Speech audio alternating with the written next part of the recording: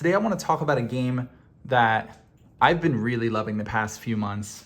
It is great for kids and it's great for adults. It's maybe one step above an Uno or a set or those really simple games, but it's still not a strategy game. It's just a fun game you can play.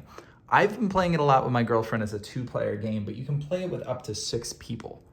So just to give you a really quick overview of how to play, each player, if you're playing a 2-player game, has a stock pile here. They can have up to 4 discard piles, and then you have 4 communal build piles.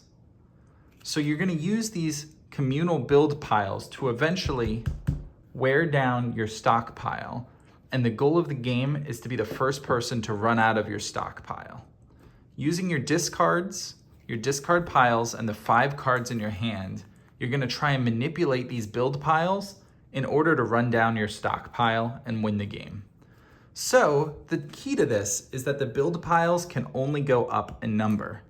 So a 2 can only go 3, then 4, then 5. You can't place anything other than a 3 or a skip bow, as we'll discuss on top of this here.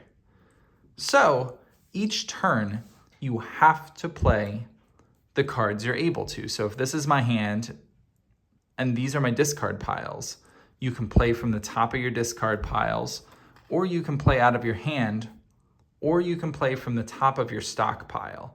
Your stockpile only has the top card flipped up. So in this scenario, just simulating a random round of the game, the first thing I would do is use my stockpile card so I can run my stockpile 1 card lower and be 1 card closer to winning the game. Then I'd flip over the next top card. Now I can't immediately use that card, but I have a 6 I can play on top of the 5. So I'm gonna do that. I couldn't end my turn without doing that. I have a 6, then I have a 7 to play, then I have an 8 to play. Now I have a 9 to play out of the top of this discard pile. Now, what I can do is, because I don't have a 10 to play, but I have an 11 and I'm trying to get rid of this 11 in my stockpile, I can play a skip bow, which is essentially just a fancy way of saying a wild card. Overtop the 9, so that becomes a 10. Now I can play the 11 and continue with my turn.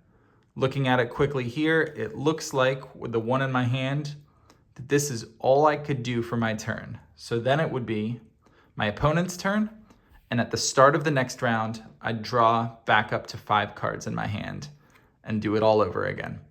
That's a really quick overview. Obviously read the full rules to know how to play, but this is a really fun game and I highly recommend it.